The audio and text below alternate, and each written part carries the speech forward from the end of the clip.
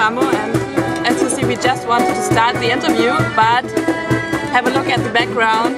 It's not possible at the moment. 1 hour later. And I was always so impressed about how many projects you are doing and how different they are. And especially I really love reading your blog, and it's always I always thought like you must be a person who is really into doing research and stuff and like connecting loose ends of theories and music here and other cultural stuff there. Yeah, it's cool that you find that you can see the difference. Some people are just like, it's all the same shit. No, it's totally not. It's the same thing. Yeah, no, I mean for me, all these projects are based on like relationships. Like, a lot of it's just like private jokes. Like SweatX is just based on Marcus and my relationship. And so there's nothing else like that. And it's filled with so many references which are just specific to us hanging out together. The same with the Machine Bar, the same with Play-Doh. And yeah.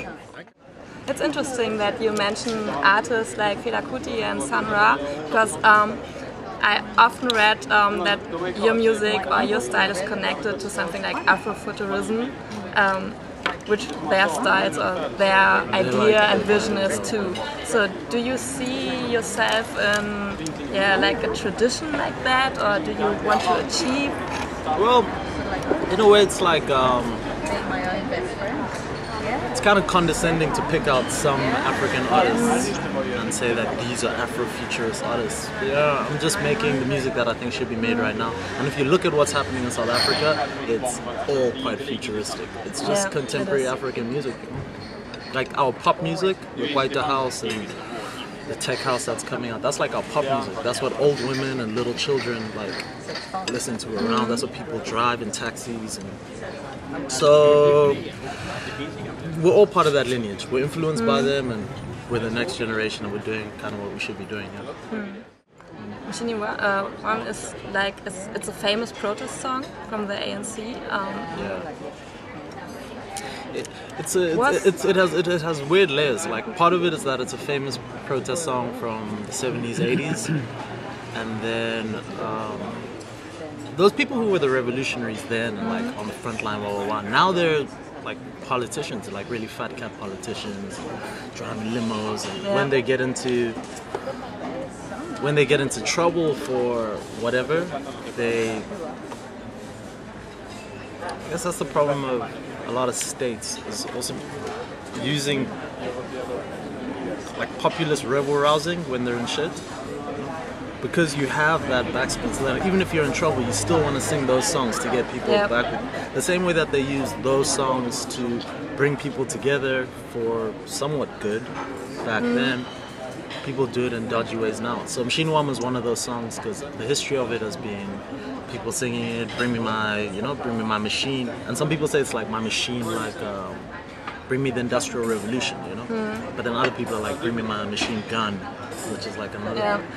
Anyways, and in the last while, our president started singing it at his court trials, like when he's in for fraud or for rape. He sings it like to say, hey, these people. There's also another part of that song says they're trying to hold me back. So it's like Machine One sings that part, then he goes, it's like they're trying to hold me back. And, so it's a really relevant song for South Africa in the last little bit. So for you, it's something. And that's why like, I called the album that. Like a symbol. Yeah, because in the same way I'm trying to make the music what should be coming out of South Africa now.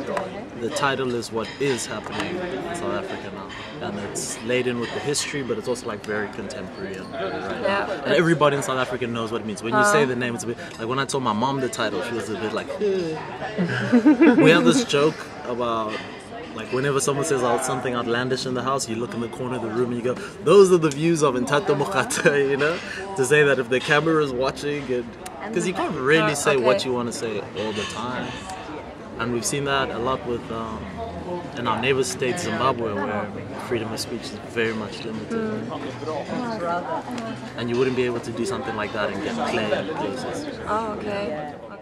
This global bass thing, it has a little bit of like the world music vibe, that celebrating everything together. But my background and my interest in South African music specifically,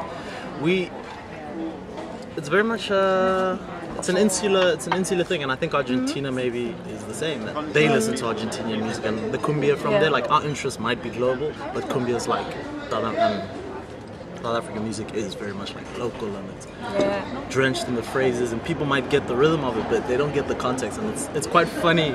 Like when I DJ, like that's the one big project that I will speak about is my HIV/IP DJ project. Is when I DJ people in South Africa, like I can't believe you're playing that song to these people.